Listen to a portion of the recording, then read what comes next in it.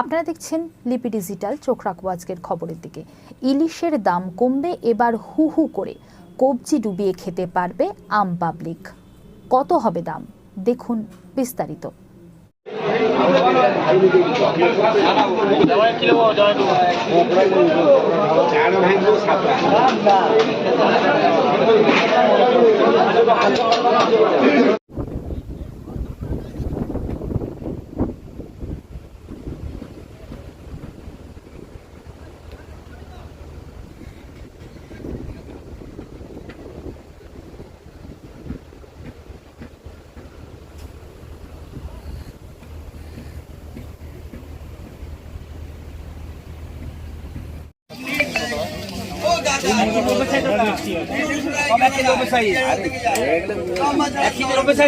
Kilo নিচে একটাও নেই।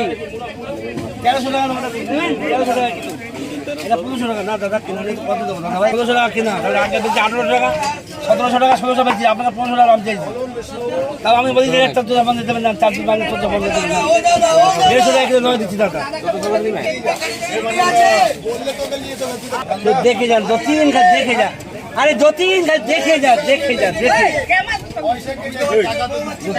রূপালী নাম?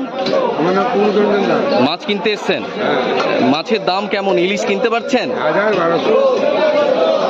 আপনি এখানকার পর্যটক না স্থানীয় বাসিন্দা? আচ্ছা, তো মাছের দাম আরো কমবে বলে মনে করছেন? মাছ হলে কমবে, মাছ আমদানি কমবে। বাজারে আনাজের দাম প্রচুর, আনাজ তো হবেই।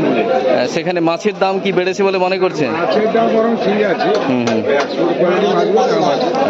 মাছের আমদানি কম। ইলিশের দাম আরো কমলে সাধারণ মানুষ কিনতে পারবে। ওই পুবের হাওয়া না হলে মাছ হবে না। আপনার নাম? হচ্ছে না। আপনার নাম? আমার নাম কুমুদরঞ্জন দাস। দাদা আপনার নাম? আমার নাম কিন্তু ছিল। আচ্ছা, ইলিশ কেমন চলছে বাজারে আপনাদের? ইলিশ এটা 1100 টাকা, এটা 1000 টাকা। হ্যাঁ, তো কেমন সাইজের দাম কত? 900 গ্রাম, 800 গ্রাম। হ্যাঁ, এখন বাজারে মানে কেমন ইলিশ উঠছে সমুদ্রে এখন? মোটামুটি খারাপ নয়, ইলিশটা দেখা দিয়েছে, একটু আমদানি হয়েছে। দাম আরো কমবে মনে করছেন? সাধারণ মানুষ কিনতে পারবে আগামী দিনে?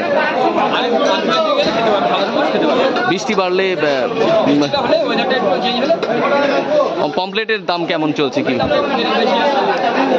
যেখানে বাজারে মানে সবজির একদম অগ্নিমূল্য, সেখানে মাছ কি বেশি দাম বাড়বে মনে করছেন? এটা এখন আমদানির উপর নির্ভর। আচ্ছা, আমদানি বেশি হলে আপনারা কমে যেতে পারেন।